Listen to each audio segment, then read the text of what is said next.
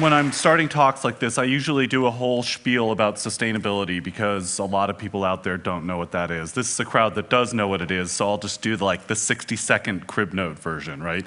So just bear with me, we'll go real fast, fill in the blanks. Sustainability, small planet, right? Picture little Earth circling around the sun. About 1 million years ago, a bunch of monkeys fell out of trees, got a little clever, harnessed fire, invented the printing press, made luggage with wheels on it, and built the society that we now live in. Unfortunately, while this society is without a doubt the most prosperous and dynamic the world has ever created, it's got some major, major flaws. One of them is that every society has an ecological footprint. It has an amount of impact on the planet that's measurable. How much stuff goes through your life? How much waste is left behind you? And we, at the moment, in our society, have a really dramatically unsustainable level of this. We're using up about 5 planets. If everybody on the planet lived the way we did, we'd need between 5, 6, 7, some people even say 10 planets to make it. Clearly, we don't have 10 planets. Again, mental, visual, 10 planets, 1 planet, 10 planets, 1 planet, right? We don't have that. So that's one problem. The second problem is that the planet that we have is being used in wildly unfair ways, right? North Americans, such as myself, we're basically sort of wallowing gluttonous hogs and we're eating all sorts of stuff. And, then you get all the way down to people who live in the Asia-Pacific region or even more Africa, and people simply do not have enough to survive. This is producing all sorts of tensions, all sorts of dynamics that are deeply disturbing, and there's more and more people on the way, right? So this is what the planet's going to look like in 20 years. It's going to be a pretty crowded place, at least 8 billion people. So, make matters even more difficult, it's a very young planet. 1/3 of the people on this planet are kids. And those kids are growing up in a completely different way than their parents did, no matter where they live. They've been exposed to this idea of our society, of our prosperity. And they may not want to live exactly like us. They may not want to be Americans or Brits or Germans or South Africans, but they want their own version of a life which is more prosperous and more dynamic and more, enjoyable. And all of these things combine to create an enormous amount of torque on the planet.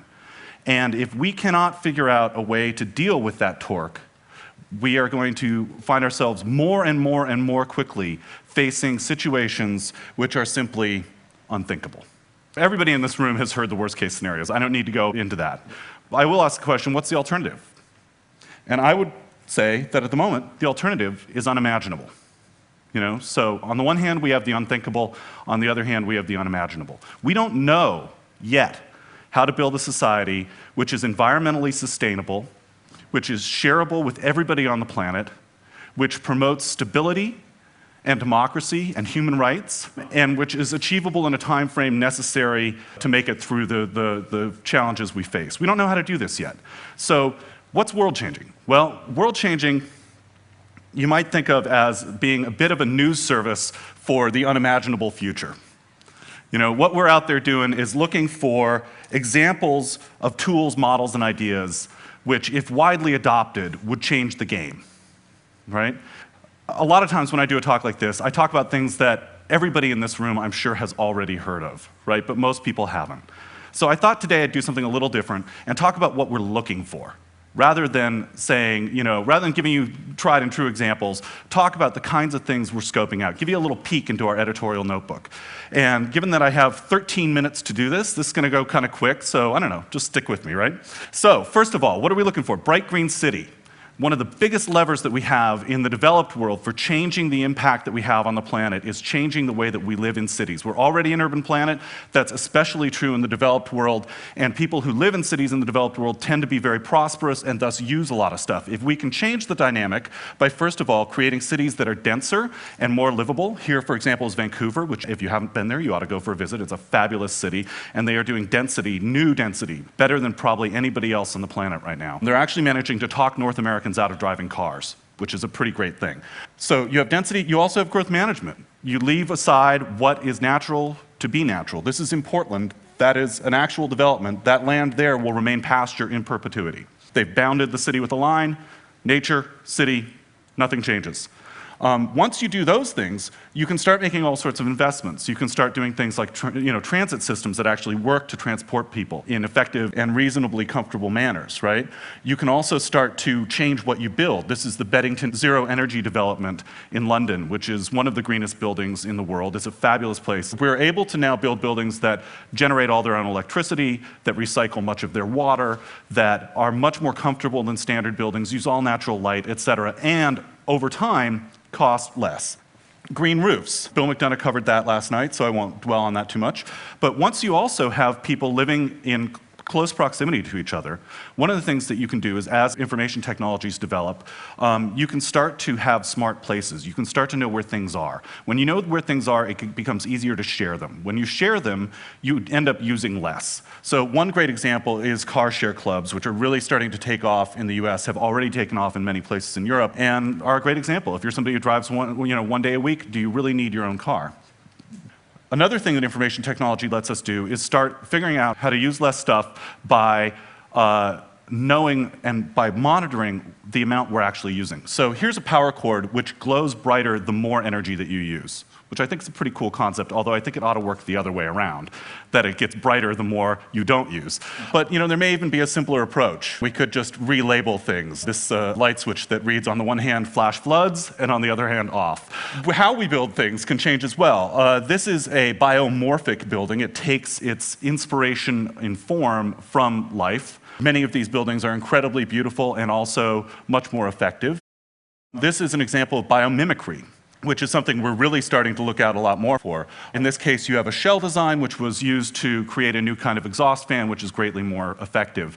There's a lot of this stuff happening. It's really pretty remarkable. I encourage you to look on World Changing if you're into it. We're starting to cover this more and more. There's also neobiological design, where more and more we are actually using life itself and the processes of life to become part of our industry. So this, for example, is hydrogen-generating algae. So we have a model in potential, an emerging model that we're looking for of how to take the cities most of us live in and turn them into bright green cities. But unfortunately, most of the people on the planet don't live in the cities we live in. They live in the emerging megacities of the developing world. And there's a statistic I often like to use, which is that we're adding a city of Seattle every 4 days, a city the size of Seattle, to the planet every 4 days. I was giving a talk about 2 months ago, and this guy who'd done some work with the UN came up to me and was really flustered, and he said, look, you've got that totally wrong. It's totally wrong. It's every 7 days. So we're adding a city the size of Seattle every 7 days, and most of those cities look more like this than the city that you or I live in. Most of those cities are growing incredibly quickly. They don't have existing infrastructure. They have enormous numbers of people who are struggling with poverty and enormous numbers of people who are trying to figure out how to do things in new ways, right? So what do we need in order to make a developing nation megacities into bright green megacities? Well, the first thing we need is we need leapfrogging. And this is one of the things that we are looking for everywhere. The idea behind leapfrogging is that if you are a person or a country who is stuck in a situation where you don't have the tools and technologies that you need, there's no reason for you to invest in last generation's technologies, right? That you're much better off, almost universally, looking for a low-cost or locally applicable version of the newest technology. One place we're all familiar with seeing this is with cell phones. Right? All throughout the developing world, people are going directly to cell phones, skipping the whole landline stage. If there are landlines in many developing world cities, they're usually pretty crappy systems that break down a lot and cost enormous amounts of money, right? So I rather like this picture here. I particularly like the Ganesh in the background talking on the cell phone. So what we have increasingly is cell phones just permeating out through society. We've heard all about this here this week, so I won't say too much more than that, other than to say what is true for cell phones is true for all sorts of technologies.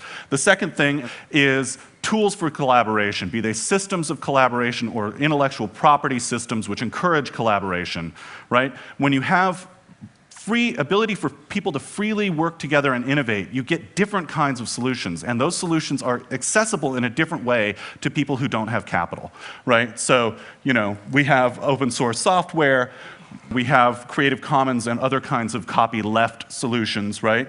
And those things lead to things like this. This is a telecentro in Sao Paulo. This is a pretty remarkable program using free and open source software, cheap sort of hacked together machines and basically sort of abandoned buildings, has put together a bunch of community centers where people can come in, get high-speed internet access, learn computer programming skills for free. And 250,000 people every year use these now in Sao Paulo. And those 250,000 people are some of the poorest people in Sao Paulo. I particularly like the little Linux penguin in the back. One of the things that that's leading to is a sort of Southern cultural explosion. And one of the things we're really, really interested in at World Changing is the ways in which the South is re-identifying itself and re-categorizing itself in ways that have less and less to do with most of us in this room. So it's not, Bollywood isn't just answering Hollywood. Right? Brazilian music scene isn't just answering the major labels. It's doing something new. There's new things happening. There's interplay between them. And, you get amazing things like, I don't know if any of you have seen the movie City of God. Yeah, it's a fabulous movie if you haven't seen it. And it's all about this question in a very artistic and indirect kind of way. You have other radical examples where the ability to use cultural tools is spreading out. These are people who've just been visited by the Internet Bookmobile in Uganda, and who are waving their first books in the air, which I just think that's a pretty cool picture, So you also have the ability for people to start coming together and acting on their own behalf in political and civic ways, in ways that haven't happened before, and as we heard last night, as we've heard earlier this week, are absolutely fundamentally vital to the ability to craft new solutions. We've got to craft new political realities. And I would personally say that we have to craft new political realities not only in places like India, Afghanistan, Kenya, Pakistan, what have you, but here at home as well. Another world is possible is sort of the big motto of the anti-globalization movement, right? We tweak that a lot. We talk about how another world isn't just possible, another world's here. That it's not just that we have to sort of imagine there being a different, vague possibility out there, but we need to start acting a little bit more on that possibility. We need to start doing things like Lula, president of Brazil here. How many people knew of Lula before today? Okay, so, well, much, much better than the average crowd, I can tell you that. So Lula, he's full of problems, full of contradictions, but one of the things that he's doing is he is putting forward an idea of how we engage in international relations that completely shifts the balance from the standard sort of north-south dialogue into a whole new way of global collaboration. I would keep your eye on this fella. Another example of this sort of second superpower thing is the rise of these games that are what we call serious play. We're looking a lot at this. This is spreading everywhere. This is from A Force More Powerful. It's a little screenshot. A Force More Powerful is a video game that while you're playing it, it teaches you how to engage in nonviolent insurrection and regime change. Here's another one. This is from a game called Food Force, which is a game that teaches children how to run a refugee camp. These things are all contributing in a very dynamic way to a huge rise in, especially in the developing world, in people's interest in and passion for democracy. We get so little news about the developing world that we often forget that there are literally millions of people out there struggling to change things to be fairer, freer, more democratic, less corrupt. And we don't hear those stories enough, but it's happening all over the place, and these tools are part of what's making it possible. Now, when you add all those things together, when you add together leapfrogging and new kinds of tools, second superpower stuff, et cetera, what do you get? Well, very quickly, you get a bright green future for the developing world. You get, for example, green power spread throughout the world. This is a building in Hyderabad, India. It's the greenest building in the world. You get grassroots solutions, things that work for people who have no capital or limited access. You get barefoot solar engineers carrying solar panels into the remote mountains. You get access to distance medicine. These are Indian nurses learning how to use PDAs to access databases that have information that they don't have access to at home in a distant manner.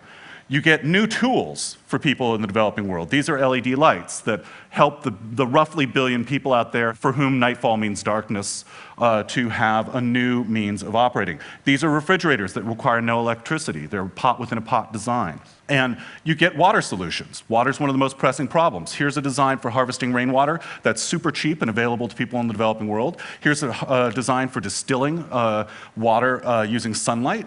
Here's a fog catcher, which if you live in a moist jungle-like area will distill water from the air that's clean and drinkable.